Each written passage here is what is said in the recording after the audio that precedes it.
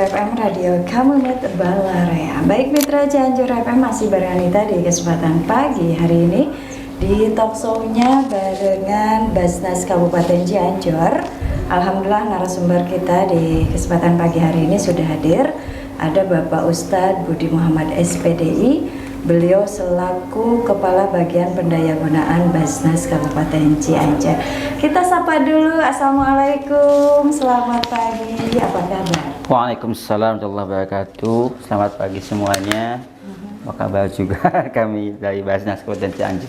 Oke, masih tetap semangat ya Pak pagi hari ini? Insyaallah, insyaallah. Insyaallah. Baik, selama satu interval tentunya akan kami informasikan buat mitra semuanya, dan buat mitra yang mau gabung nantinya mitra bisa gabung di 270-300 atau juga bisa di 0857-2264-6792. Baik Pak, apa yang akan kita bahaskan di kesempatan pagi hari ini? Mangga. Baik, alhamdulillah untuk kesempatan kita kali ini mungkin kita akan sedikit membahas tentang fidyah. Jadi untuk menjelaskan satu bagian keharusan atau bagian dalam menjalankan ibadah kita, itu ada yang disebut dengan fidyah. Boleh dijelaskan dulu Pak, secara garis besarnya apa sebenarnya yang dimaksud fidyah dalam Islam itu sendiri? Baik. Untuk fidyah itu sendiri sebenarnya secara bahasa itu diambil dari kata fada yang artinya penebusan. Jadi ketika ada istilah menebus, dalam bahasa Arab itu menggunakan kata fidyah. Misal seperti dalam bab perang seperti itu, ada tawanan yang ditebus, itu fada, itu kata dasar dari fidyah itu sendiri. Nah, untuk secara syar'i gitu ya, secara agama yang disebut dengan fidyah itu adalah penebusan dari seorang mukallaf untuk keluar dari kondisi hukum yang mengenainya. Jadi ketika seseorang beliau berada pada satu kondisi hukum, nah untuk keluarnya itu beliau melaksanakan fidyah. Nah ini kenapa bahasanya seperti itu, karena memang fidyah itu tidak terjadi di satu bidang ibadah. Kita sering mendengar istilah fidyah itu di puasa kan, seperti itu. Padahal dalam bab haji pun dikenal istilah fidyah. Itu dalam bab perang pun ada istilah fidyah. Nah, yang lebih kita kenal itu puasa dan juga gitu. Jadi kondisi seseorang seperti itu sehingga mengharuskan untuk berfidyah. Oke, selanjutnya nih Pak, siapa saja yang memang diperbolehkan atau untuk membayar fidyah itu? Terus persyaratannya apa? Baik. Memang fidyah itu karena posisinya adalah penebusan. Jadi ada satu kondisi yang orangnya tuh mesti fidyah nih, mesti mengeluarkan sebagian hartanya itu.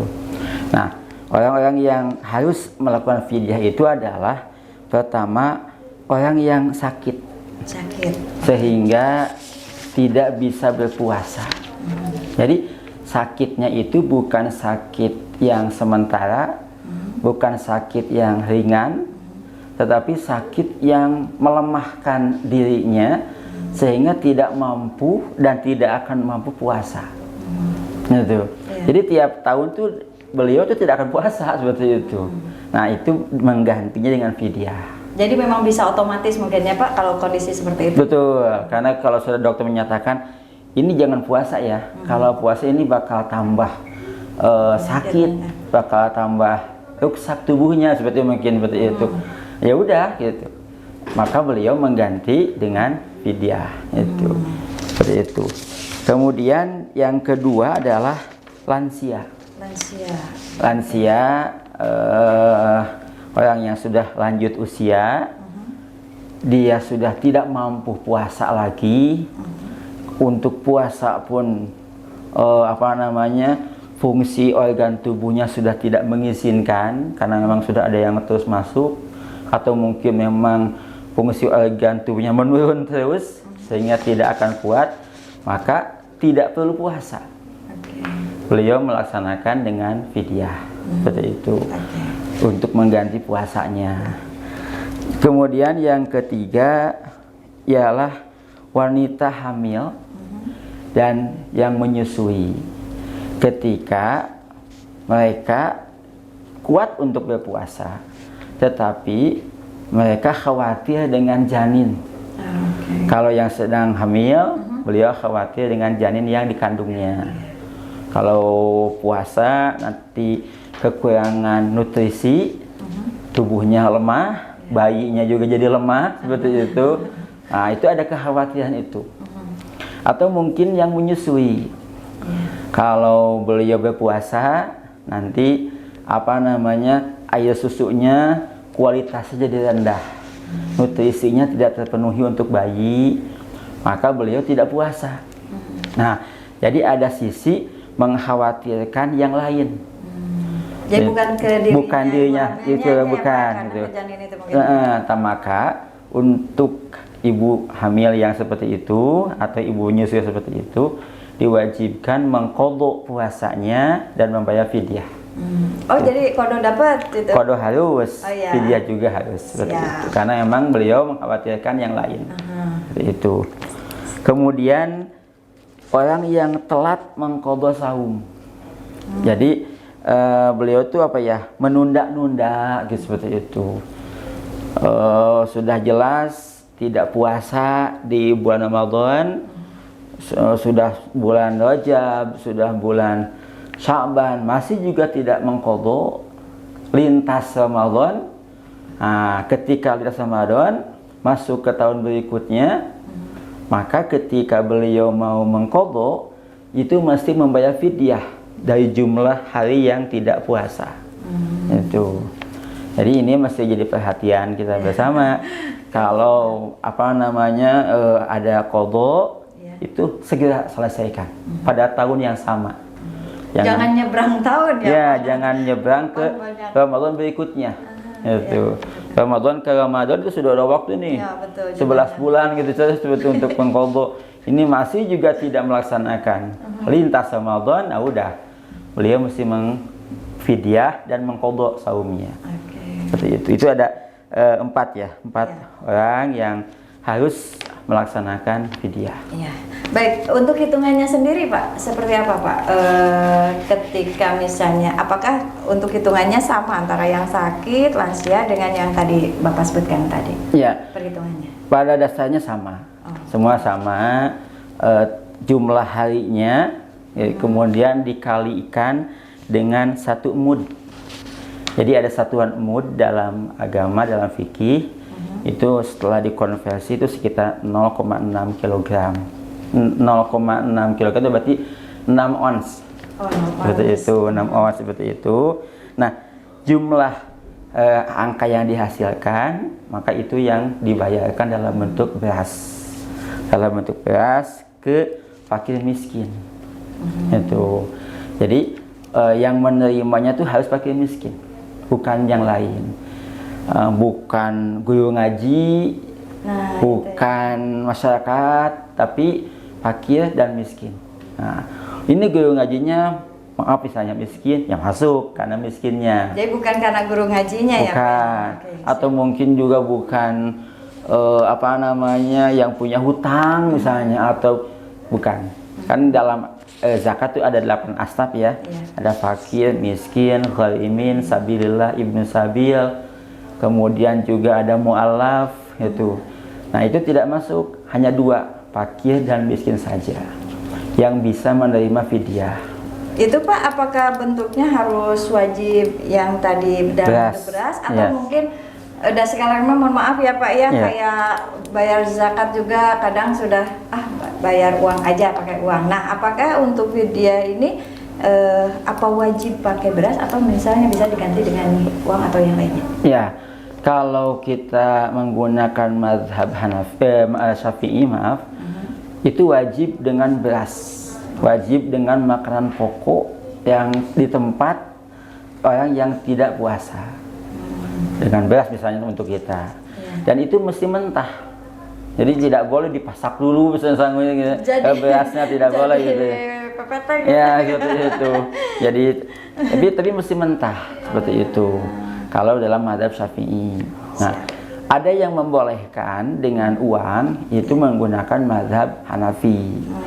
Cuman ketika menggunakan mazhab Hanafi, ukuran fidyahnya jadi beda, agak lebih besar, itu 1,5 kilo kalau tidak salah. Jadi kalau jadi uang gitu Pak? Ya, kalau menggunakan mazhab Hanafi. Nah, di Basnas Kabupaten Cianjur sendiri kita memberikan kemudahan untuk para muslimin, para muslimat yang akan berfidyah, biar nanti kita yang beli berasnya. Jadi kita konversi saja bahwa 6 on itu kira-kira berapa. Nah, kita sudah menentukan kalau melihat dari ya betul, dari penetapan kewajiban zakat infak sedekah harga per kulak zakat fitrah di tahun 2025, ya, ini yang ditetapkan oleh Bupati, kita menetapkan harga di 12.000 per hari, per mud per hari. 12.000? Ya, 12.000. Jadi uangnya diberikan ke Basnas, nanti tim Basnas akan membeli berasnya dan memberikan ke fakir miskin tadi. Itu. Jadi nggak riwehnya Pak, asal kita tahu tinggal datang ke Basnas. Betul. Atau mungkin Basnas juga menyediakan nomor HP atau tentu. nomor rekening ya Pak ya? Ya tentu. Jadi bisa kita menggunakan datang ke Basnas, Pak saya ini 10 hari harus fidyah, oh ya udah kita kalikan 120.000. Nah, itu sudah akan menjadi beras dan kita bagikan ke fakir miskin. Itu.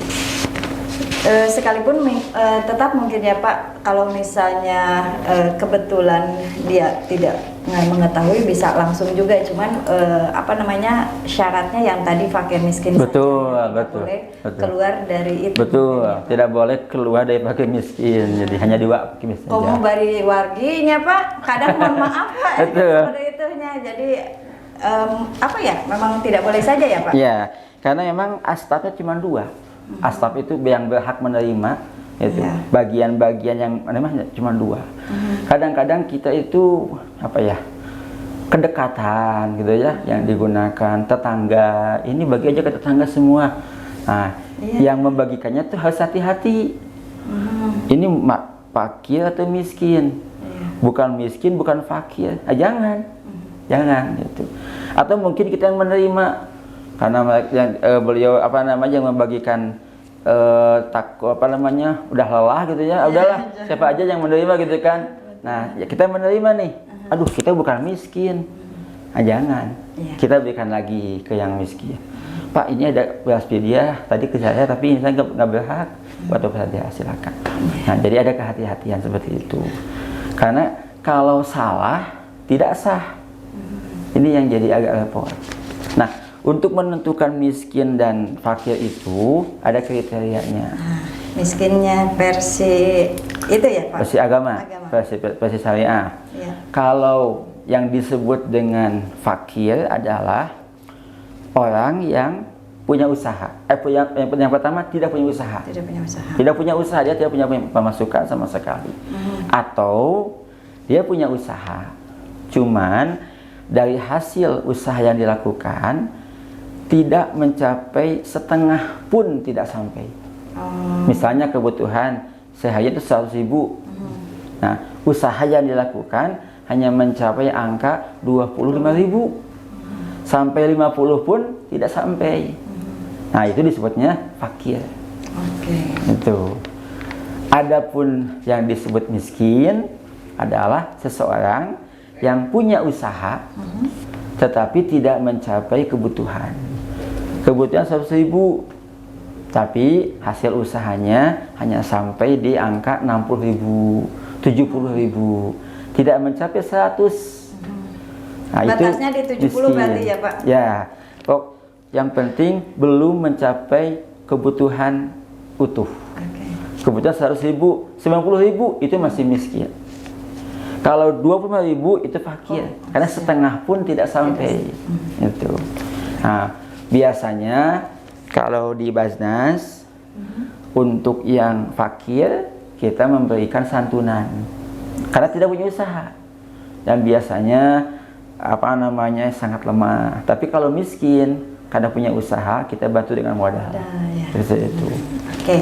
Nah, selanjutnya Pak, untuk menunaikan fidyah itu sendiri, kalau misalnya yang ibu hamil lah ya Pak ya, pas dia tidak bisa melaksanakan ibadah saumnya di bulan Ramadan. Nah, apakah pembayaran fidyahnya bisa dilakukan ketika itu atau memang nanti nunggu dulu gitu Pak? Ya.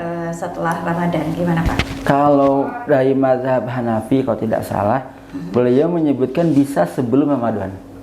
Karena diyakini satu nggak akan bisa nih. Udah nggak akan bisa Ramadan, nggak bisa puasa gitu. Karena bayinya benar-benar butuh nutrisi. Kemudian sayanya juga tidak terlalu sehat, misalnya lemah gitu kan. Ya udah, bisa sebelum Ramadan. Nah, tapi kalau untuk mazhab Syafi'i, beliau menyebutkan di bulan Ramadan dicicil. Hari ini tidak puasa, hari ini juga fidyah, seperti dicicil gitu. Atau mungkin setelah Ramadan bisa. Ya, ada batasan nggak Pak waktunya? Misalnya ya Pak, apakah mohon maaf misalnya ketemunya kayak tadi puasa berarti jangan sampai ke Ramadan selanjutnya. Betul, kalau bisa jangan sampai lewat Ramadan berikutnya. Termasuk fidyah jadi juga lebih seperti itu. Makanya pentingkan gitu dibikin satu prioritas gitu, selesaikan saat masih Ramadan, selesaikan. Jadi jangan sampai ketika Ramadan kadang-kadang malas atau seperti apa gitu ya. Udah selesaikan aja gitu. Betul lah Pak, kadang pada ada ya begitu beres Ramadan kan bisa ya puasa tapi nanti. Jadi kadang lewat setengah bulan setengah tahun gitu ya. Biasanya seperti itu kebanyakan.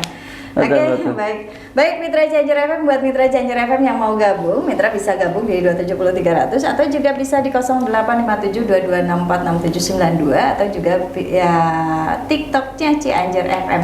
Namun jangan kemana-mana dulu ya Pak Ustadz ya, ada beberapa hal yang mesti lewat, tetap setia di 102,5 Cianjur FM, Radio Kamemet Balarea. 102,5 Cianjur FM, Radio Kamemet Balarea. Baik, Mitra Cianjur FM, kita sapa dulu ya Pak ya yang sudah gabung di TikToknya Cianjur FM. Selamat pagi nih buat Waswati yang selalu hadir, lalu juga buat Siti Rohaini. Semangat pagi ceria. Dan ada Ibu Irma Rahmawati Pak, ada pertanyaan.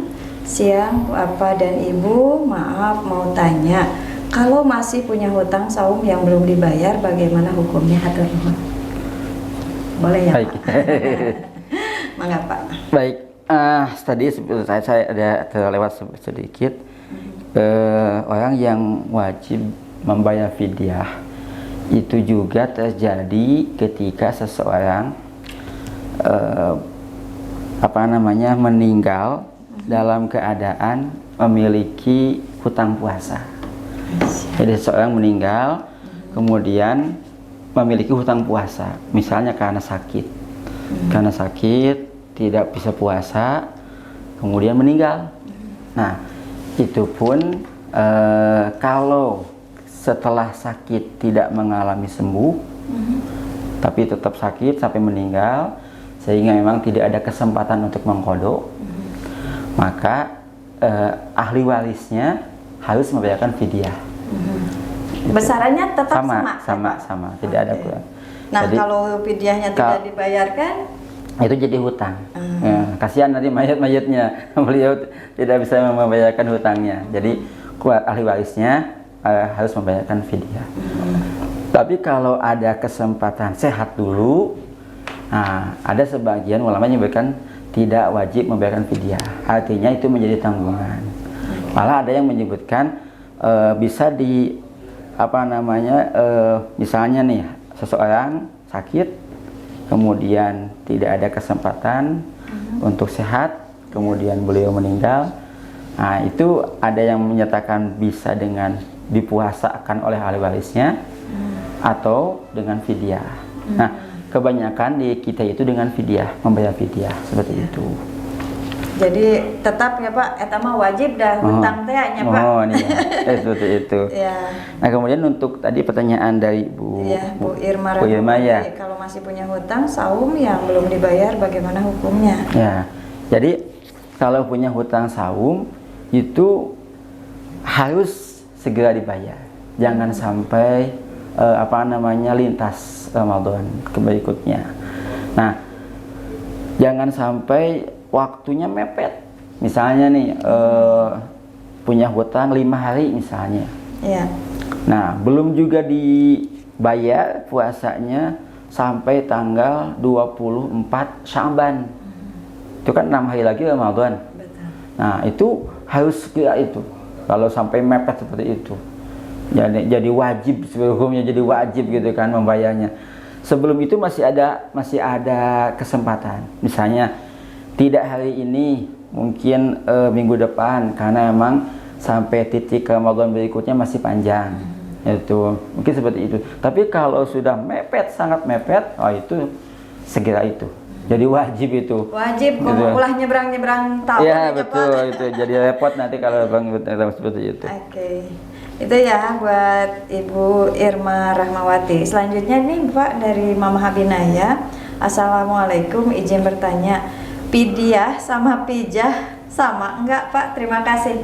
Konteks bahasanya orang Sunda kayak apa? Pijah, pidyah sama pijah. Itu istilah Sunda sama pijah gitu. Itu sama sebenarnya, pidyah gitu pada akhirnya tuh. Cuman emang kan kalau Sunda tuh kadang-kadang D-nya tuh hilang ya. Bandung jadi Bandung. Sendal jadi senal gitu. Jadi pidyah jadi pijah. Sama intinya itu. Oke. Selanjutnya ada yang baru gabung nih. Assalamualaikum, punten bade naros upami nu pupusna harus bayar pijah enggak? Kalau si keluarga tidak punya, pijahnya kumaha cen? Pidyahnya ya memang kalau memang tidak punya kan itu masih panjang ya, waktunya masih panjang itu. Artinya pembayarannya tidak langsung harus pada saat itu. Kita belum punya nih, ya kita tunggu saja. Dan itu memang tidak mahal gitu ya. Cuman kalau di rupiah pun 12.000 per hari gitu. Saya yakin insya Allah kalau memang ada niat baik dari ahli waris untuk membantu mayit almarhum, nah itu ya dicicil saja, Karena memang kalau mayit mah sudah tidak ada, jadi tidak akan lintas Ramadan sebenarnya. Jadi bisa cicil aja untuk mayit mah gitu. 12.000, misalnya ini keluarga mayit itu 1 bulan sakitnya sampai meninggal, 12.000 1 hari, 1 minggu berikutnya 1, cicil saja. Yang penting kita berangkat dari ke rasa sayang kita, gitu ya, rasanya gitu betul-betul aja kepada yang almarhum. Nah, kita cicil itu. Insya Allah saya yakin untuk kebaikan akan ada miliknya seperti itu. Nah itu ya, mangga silakanlah, mudah-mudahan insya Allah ketika ada doa ada pastinya ya ada jalan insya Allah. Gitu. Selanjutnya Pak, sama sih pertanyaannya ini, pidyah kalau tidak ditunaikan apa yang akan terjadi? Terus apa yang harus dilakukan ketika kita akan melakukan pidyah? Berarti syarat-syaratnya. Betul. Nah, ketika akan melaksanakan fidyah, pastikan dulu jumlahnya. Oh, ada berapa nih yang harus kita bayar fidyah? Misalnya tentang kematian tadi, atau mungkin kita yang sakit. Saya sakit nih, tidak bisa, dokter sudah melarang. Ya udah, ternyata 30 hari misalnya. Nah, itu sudah pasti. Kemudian kita cari beras yang biasa kita konsumsi. Kemudian di angka 6 on tadi per harinya 1 mud, kemudian kita bungkus, kemudian kita bagikan seperti itu. Kalau tidak mau ribet, datang aja ke Basnas, titipkan uangnya, tolong belikan beras untuk saya, fidyah saya, ini uangnya. Nah, nanti Basnas yang melaksanakan. Jadi masyarakat hanya cukup datang saja ya Pak, yang tidak harus bawa syarat apa-apa gitu Pak? Atau mungkin kalau masyarakat bawa berasnya juga tidak apa-apa. Bawa beras aja, waduh ini beras saya nih 1 karung misalnya, tolong bagikan, saya agak sulit kalau membagikan, kalau beli beras saya bisa, tidak apa-apa, kita terima. Karena memang kita lembaga dakwah, lembaga yang membantu ibadah-ibadah dari masyarakat, dari masyarakat muslim. Jadi apapun itu ya Pak ya. Ya, punten asik, ya mau nggak diterima kan? Tidak akan seperti itu.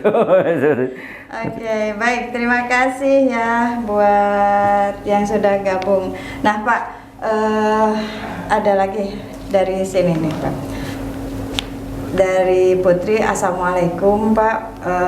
Beberapa waktu yang lalu mama saya meninggal dunia, tapi ketika sedang melaksanakan ibadah sholat. Cuman pas pagi ketika ketemu warga harus melaksanakan fidyah sholat subuh, itu bagaimana? Jadi meninggalnya sedang melaksanakan sholat atau sudah? Sholat ini? Sudah sholat subuh? Bukan, yang jam 2 tahajud. Oh, tahajud, alhamdulillah, hebat. Cuman kalau memang tidak ada sholat yang tertinggal, tidak perlu fidyah karena sholat.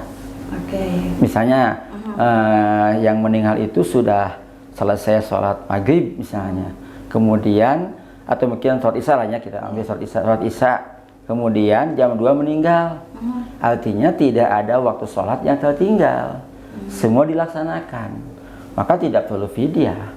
Tapi Pak, ada pemahaman, mohon maaf ya, di salah satu wilayah di sebelahnya Cianjur, jadi katanya kalau seperti itu, jadi sehari sebelumnya yang sholat 5 waktu itu wajib katanya Pak, untuk melaksanakan. Padahal dilaksanakan. Karena pihak keluarga juga pernah ya, ketika ngobrol-ngobrol seperti itu, pihak keluarga juga ternyata katanya duhurnya dengan saya, suaminya gitu, maghribnya dengan anaknya, berarti kan tidak ada lepas kayak isya dengan suaminya laksanakan seperti itu, tetapi tetap katanya harus ditunaikan yang hitungan 5 waktu di hari sebelumnya katanya gitu seperti itu. Tapi apakah itu juga memang ada di aturan atau memang mohon maaf bisi hanya sebuah kebiasaan untuk mohon maaf ya Pak, untuk ngajejegan lah ibadah seperti itu. Maka Pak, gimana mengingatkan? Ya, kalau dari apa yang saya pernah pelajari, kalau yakin kita melaksanakan atau almarhum selesai tugas sholatnya, ya memang jadi tidak ada keharusan bayar fidyah sebenarnya. Nah, tapi kalau memang niatnya baik untuk sedekah gitu ya, untuk mayit, ya itu beda lagi, karena memang itu niatnya baik, menjejegan kalau saya ibu gitu ya, itu tentu baik saja, karena memang memberikan sebagian milik kita untuk kebaikan mayit, ya itu memang sangat baik seperti itu. Cuman kalau dari hukum, mungkin ini baru ya, buat saya baru gitu. Saya akan tanyakan ke guru saya atau saya lihat di sebuah literatur, memang apa seperti itu. Kalau yang saya tahu, kalau memang tidak ada sholat yang tertinggal, yang tidak tertinggal, ya tidak selalu seperti itu. Nah, ini kebaikan untuk mayit, itu bagus sekali seperti itu, bagus sekali. Visinya banyak. Betul. Jaga-jaga. Ada yang lepas katanya. Betul. Seperti itu bagus. Kehati-hatian. Gitu. Karena kan tidak tahu ya, ketika kita membimbing sholat, mungkin mayitnya seperti bukan almarhumnya seperti apa, mungkin dalam keadaan sakit. Oke, baik. Selanjutnya nih Pak, antara fidyah dengan kafarat ya, berarti kita jalur ke sana. Seperti apa nih Pak?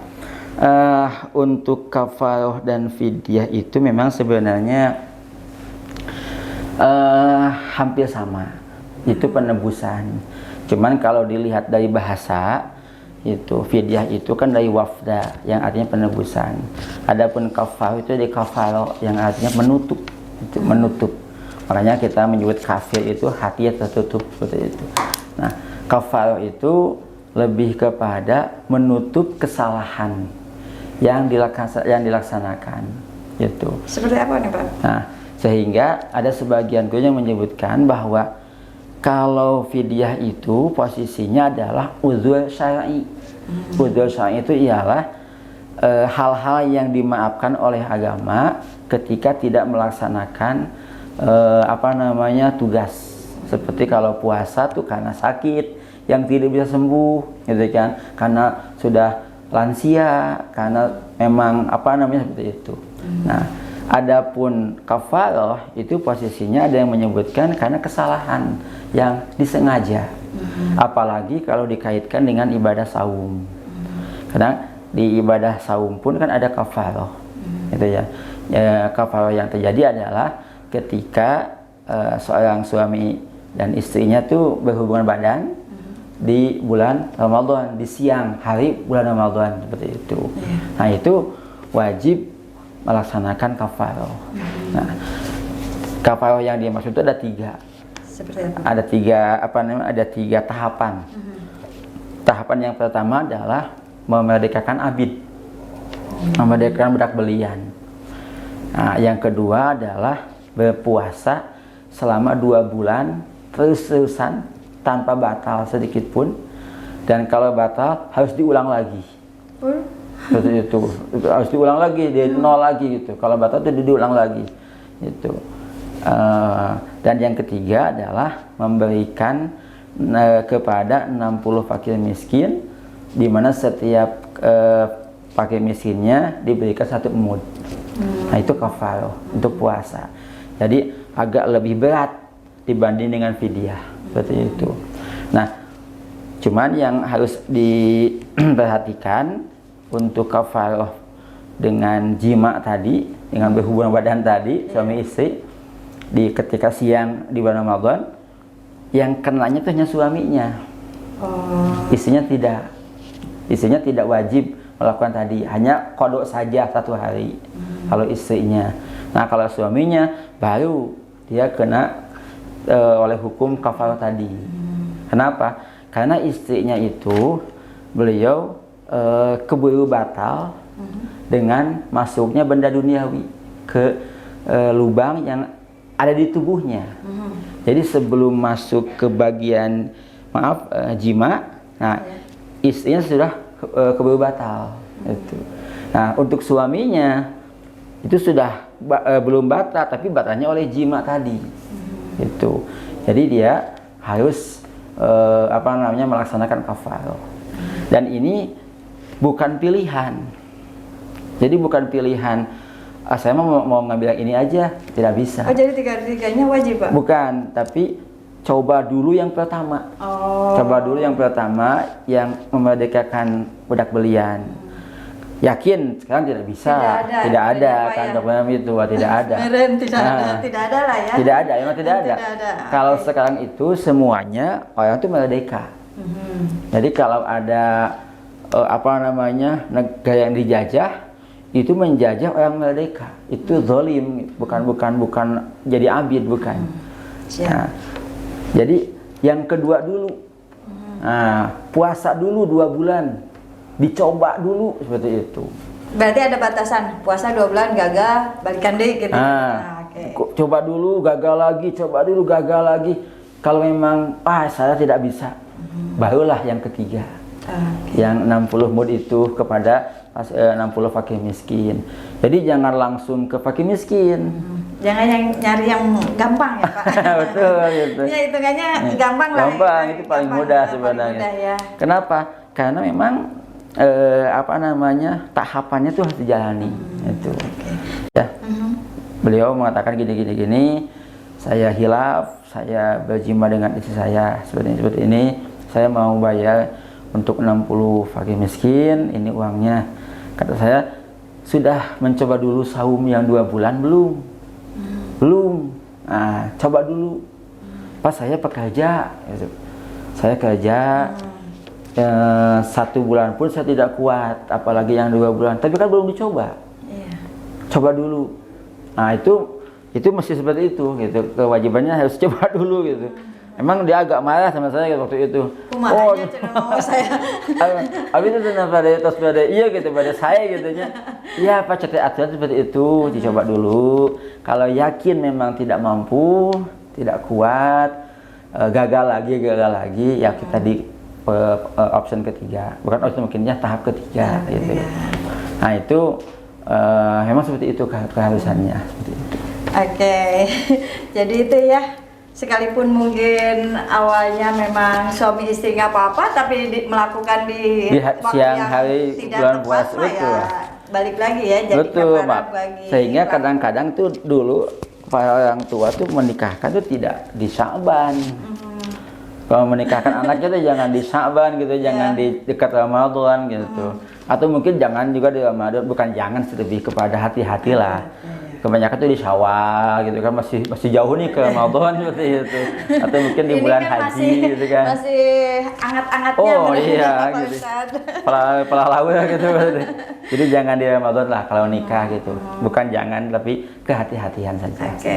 Selanjutnya nih Pak Ustadz, kalau fidyahnya selain kan kita lebih fokusnya di bulan puasa aja ya, Ya. Pak Ustadz, ada fidyah-fidyah lainnya Betul. kah selain ibadah puasa itu? Ya, di ibadah haji ada haji. fidyah. Walaupun itu kita menyebutnya dam, tapi itu pada intinya fidyah.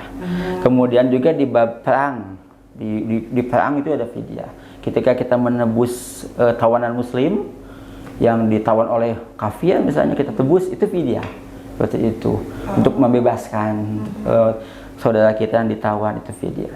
Atau mereka yang menebus tawanan kafirnya gitu ya, kita tawan nih tawanan kafir, mereka menebus fidyah juga gitu.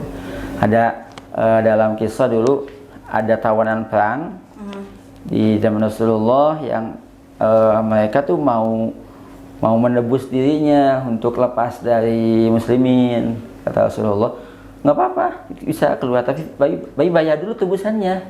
Kami tidak punya. Oh ya udah, bagaimana kalau mengajar bahasa Yahudi? Ya udah silakan. Nah, beliau mengajar bahasa Yahudi ke sahabat. Deal-dealan. Seperti itu. Itu masuk ke fidyah sebenarnya pada itu. Oke. Pada itu sama seperti itu. Oke.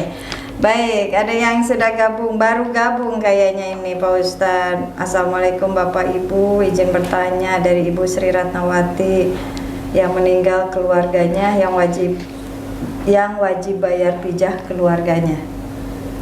Gimana ya? Ya. Assalamualaikum Bapak Ibu, izin bertanya yang meninggal keluarganya yang wajib bayar pijah keluarganya adanya. Betul, ahli warisnya. Ahli warisnya. Yang meninggal nggak mungkin bayar pijah ya Pak? Betul, karena memang harta mayit itu ketika meninggal itu otomatis jadi milik ahli waris.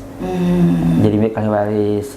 Namun kalau mayitnya ada masih hutang, coba bayar. Gitu. Kemudian hutangnya itu ada dua, hutang kepada Allah dan hutang kepada manusia. Hutang kepada Allah itu ada tiga. Yang pertama adalah zakat. Oh, dia tidak pernah zakat nih selama hidupnya, padahal sudah mampu, bayar zakat. Itu untuk mayit. Yang kedua adalah haji. Itu min hakillah ta'ala, dari hak Allah. Kalau beliau sudah bisa haji, beliau itu cuman tidak melaksanakan juga, ya udah kita haji badal. Haji badal. Ya, haji badal itu haji yang dilaksanakan oleh orang lain tapi atas nama yang meninggal, seperti itu. Dan yang ketiga adalah fidyah dari sholat yang tidak dilaksanakan. Itu memang jadi ahli waris. Walaupun sebagian menyebutkan tidak jadi wajib, tapi berangkat dari rasa sayang kita kepada yang sudah meninggal, seperti itu. Iya, memang ahli waris mah wajib ya Pak, ketika sudah dinyatakan meninggal kan kadang ada ahli waris yang bilang kalau ada apa-apa hubungi saya selaku pihak keluarga. Mungkin Ya. itu salah satu cara mungkin ya Pak ya. Betul, itu bentuk rasa sayang kita ke mayit. Walaupun dalam sebagian kuil menyebutkan itu tidak jadi kewajiban sebenarnya. Bukan kewajiban. Artinya kalau misal ini datang seseorang ke kita, Bapak tuh dulu punya hutang sama saya. Oh ya udah, itu hutang Bapak bukan hutang saya. Jadi kamu nggak mau bayar misalnya gitu. Nggak mau. Nah itu sebenarnya bisa saja. Cuman kan kasihan ya Bapak seperti itu. Gitu. Tapi secara hukum memang tidak satu kewajiban seperti itu. Cuman tentu birrul walidain, berbakti kepada ibu bapak kita yang sudah meninggal itu dengan seperti itu. Anggaplah bakti terakhir ya Ya Pak. betul. Kan uangnya juga uang kaget seperti itu. Uang warisan. Baik, selanjutnya Assalamualaikum nih dari Mama Abinaya. Kalau pidyah sholat itu seperti apa Pak? Ada gak? Ya, sama sebenarnya dengan puasa sama. Oh sama. Sama. Jadi satu sholat itu satu mood. Jadi Tapi jangan juga nggak sholat sengaja merenya Pak. Betul. Oh tidak bisa itu. Tidak Bisik-bisik sholatnya. gitu kan Pak, bisik kan kadang ada berpikir berarti satu nggak sekali, satu Itu nggak sholat. Gitu. sebenarnya kalau apa ya, kalau ada yang lebih mengatakan sebenarnya akan lebih baik diqodho sholatnya sama yang masih hidup. Dan seperti itu. Diqodho sholatnya. Cuman memang sebagian ulama mengkiaskan, menganalogikan dengan saum. Iya. Dengan saum. Nah, sehingga di kita itu ya mungkin membayar fidyah untuk sholat yang ditinggalkan, seperti membayar fidyah untuk saum yang ditinggalkan, gitu, seperti itu. Nah, ada ulama yang menyebutkan lebih baik diqodho sebenarnya, diqodho oleh orang yang masih hidup sholatnya gitu. Tapi kadang-kadang kan sibuk ya, jadi dihitung aja gitu kan, dihitung aja berapa kali tidak sholatnya selama sakit gitu kan, karena sakit repot sekali, tidak bisa didini sholat, ya udah kita beda kan Pak Ustadz kalau dia tidak sholat karena memang bukan ketidakmampuan, memang tidak tersadarkan kayak yang koma kan memang tidak ada kewajibannya. Betul. Kalau yang seperti itu ya Ustadz. Iya, kalau hilang akal tidak wajib sholat. Jadi sholat itu kewajibannya adalah akalnya masih ada, bukan sehat badannya. Iya. Jadi kalau badannya sudah sakit tapi akalnya masih jalan, masih wajib sholat. Iya. Tapi walaupun badannya sehat, akalnya hilang, tidak wajib sholat. Karena memang ada di akal sholat mah kewajibannya. Nah makanya kalau ada orang tua yang sudah mulai pikun, mulai bingung, nah itu ada ulama yang menyebutkan tidak wajib sholat, cuman harus diingatkan. Siapa tahu pada saat diingatkan dia tidak pikun. Amin. Misalnya seperti itu, Pak, sholat asar dulu yuk, atau sudah tadi pukul ajan di sana. Oh ini udah mulai pikun nih, seperti itu. Oh ya udah atau gitu mah. Atau lagi sholat, lagi dibimbing sholat, pengen makan misalnya seperti itu. Oh ya udah, mungkin ini sudah hilang akalnya seperti itu. Nah maka itu tidak wajib sholat karena akalnya sudah tidak ada. Berarti tidak wajib sholat, tetapi di fidyah wajib mungkin? Enggak juga? Enggak juga, karena memang tidak wajib sholat. Oke. Karena tidak terkena hukum sholat. Baik Pak, selanjutnya nih hikmah dari hal-hal yang dilakukan, salah satunya fidyah itu Betul. bagi yang Jadi, melaksanakan atau penerima mungkin. betul. Ya. Apa ini Ustaz? Jadi ini adalah satu hal yang mesti kita perhatikan. Fidyah itu harus diperhatikan. Kenapa? Karena itu bentuk pelaksanaan kehidupan beragama. Pelaksanaan kehidupan beragama kita itu salah satu adalah fidyah. Nah, dengan melaksanakan fidyah, insya Allah mudah-mudahan kita sedang melaksanakan ajaran agama. Itu. Walaupun mungkin agak berat nih misalnya uang sebagainya, niat ini adalah melaksanakan ajaran agama. Kenapa? Karena Allah Ta'ala ketika berkehendak untuk menjadikan seseorang selamat dalam hidupnya, itu Allah memberikan 3 hal. Yang pertama, Allah memberikan ilmu agama untuk dilaksanakan. Faqahahu fiddin. Nah, itu yang pertama. Nah, salah satu bagian ilmu agama itu adalah fidyah. Jadi ketika kita tahu fidyah, melaksanakan fidyah, itu satu bentuk jalan keselamatan. Baik di dunia maupun di akhirat nanti. Yang kedua, Allah Ta'ala itu akan memberikan zahadahu fid dunia. Tidak terlalu berambisi untuk duniawi, sehingga beliau tetap menjalankan aturan Allah dalam melaksanakan usaha kehidupannya. Karena kalau seseorang yang sangat berambisi, beliau bisa mengambil apa saja, bisa korupsi dan sebagainya gitu, sehingga mencelakakan dirinya. Nah, Allah tuh ketika hendak menyelamatkan seseorang itu seperti itu, memberikan ilmu agama untuk dilaksanakan, memberikan hati yang tidak menggebu-gebu rakus, gitu kan, Ya. Tapi hatinya tuh bisa sangat sederhana, tenang seperti itu bukan berarti miskin ya, bukan berarti miskin. Betul. Nah, yang ketiga, Allah akan memberikan satu kemampuan kepadanya untuk melihat aib dan kekurangan dirinya. Wa bassaruhu bi'uyubi nafsihi, dalam kitab seperti itu. Artinya, seseorang yang akan selamat di dunia dan di akhirat, dia akan disibukkan dengan kekurangan dirinya. Ngaji diri kayak gitu. Betul. Ya. Ada dua aib dalam diri kita. Pertama adalah dosa. Dosa itu aib yang malu sekali nanti kalau kelihatan sama orang-orang gitu itu. Yaumul qiyamah itu dibuka, semua tahu. Aduh, itu malu sekali. Nah, sadar dari mulai saat ini. Ya Allah, saya punya dosa ini. Waktu dulu ketika mulai balik saya seperti ini. Ya Allah, saya jarang sholat dulu waktu SMP, main aja dulu.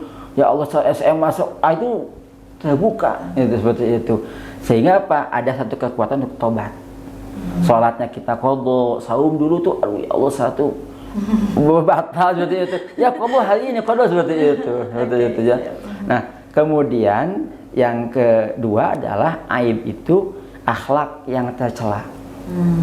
Sifat sombong, itu sifat merendahkan orang lain, atau mungkin ujub, merasa kita paling baik, paling hebat, atau mungkin namimah, mengadu domba orang, atau mungkin seperti itu. Nah, sadar akan akhlak tercela dirinya, sadar akan dosa yang dilakukan oleh dirinya, sehingga sibuk di sana. Setiap waktunya itu semakin baik, semakin baik. Seperti itu. Oke. Berat ya. Ya Allah. Berat tapi insya Allah ya. Insya Allah ini Mudah-mudahan kita ya. laksanakan. Baik, masih ada waktu Ustadz, 3 menit terakhir kebersamaan kita. Himbauan dari Ustadz buat warga masyarakat Cianjur seperti apa? Baik, untuk masyarakat Kabupaten Cianjur, kami dari Basnas Kabupaten Cianjur berharap untuk melaksanakan apa yang menjadi tuntunan dari agama. Apabila ada satu keharusan fidyah dan mungkin ada satu kesulitan, baik menentukan berapa atau menentukan kepada siapa atau menentukan kapan, untuk memudahkannya bisa menghubungi kami di Basnas Kabupaten Cianjur. Seperti atau mungkin datang ke kantor kami untuk ngobrol-ngobrol lah seperti itu. Betul. Nah, nanti kita akan carikan atau kita akan bantu penyelesaian dari kewajiban fidyah tadi. Mohon fidyah jangan disepelekan karena ini adalah satu ajaran, satu ketentuan dari agama. Seperti itu. Oke. Ada nomor yang mungkin bisa dihubungi Ustadz dari BAS sendiri agar siapa tahu ya masyarakatnya bisa sibuk kan? Betul, ya? betul. Misalnya mau menghubungi dulu curhat by phone, Ya. menerimakan. Bisa menggunakan nomor HP saya dulu. 0819 0368 0427 dengan Budi Muhammad. 02 ya? 0427. Oke, 0427. Ya, dengan Budi Muhammad, atau ini bisa dengan juga nomor WhatsApp dari layanan Basnas 0877 7134 5995. 5995. Oke. Mungkin itu lebih baik dibanding dengan nomor saya. Karena ini layanan Basnas ini. Oke, baik. Terima kasih Ustaz sudah berbagi informasi di kesempatan pagi hari ini berbicara tentang fidyah, dan tentunya buat Mitra Cianjur FM mudah-mudahan informasi yang tadi bisa bermanfaat. Kalau bingung-bingung cara ngitungnya dan lain sebagainya, bisa datang langsung ke Basnas Kabupaten Cianjur yang beralamat di Jalan Raya Bandung. Betul, ya. Jalan Raya Bandung, Komplek Kementerian Agama. Komplek Kementerian Agama atau Gedung Dakwah. Kalau yang sering dikenal dengan Gedung Dakwah, ada di sana Jalan Sadewata nomor 108B. Nah, nomor 108B. Atau bisa menghubungi di WhatsApp-nya Basnas di 0877 7134 5995. Betul. Itu ya buat Mitra Cianjur FM, sekali lagi terima kasih buat Mitra yang sudah menemani, yang tadi tanya-tanya pijah dengan pijah itu mah bagian dari letah. Betul. Lidah yang terkadang ya beda saetik, seorang tanah senal dengan senal tentunya sekali lagi mudah-mudahan informasi tadi bisa bermanfaat buat Mitra Cianjur FM dimanapun Mitra berada. Insya Allah kita ketemu lagi dengan materi lainnya. Akhirnya dari kawasan Abdullah bin Nuh yang bertugas Ita Rosita barengan Budi Muhammad pamit mundur dari ruang mitra semuanya. Selamat siang, selamat beraktivitas. Wassalamualaikum warahmatullahi wabarakatuh. Waalaikumsalam warahmatullahi wabarakatuh. Setiap langkah di Cianjur tanah penuh berkah, kita berbagi, kita berserah, zakat menyucikan hati dan harta, mengangkat beban saudara kita. Lewat Basnas Cianjur kita salurkan cinta dalam doa, dalam asa yang nyata. Mari berbagi, ringankan derita dengan infak dan sedekah yang mulia. Takkan berkurang, justru bertambah, hidup penuh rahmat dan berkah. Di tangan kita ada harapan untuk mereka yang kesusahan. Bersama Basnas Cianjur kita kuatkan iman, cintanya turun di setiap jalan. Langkah kecil penuh arti bila ikhlas dari dalam hati.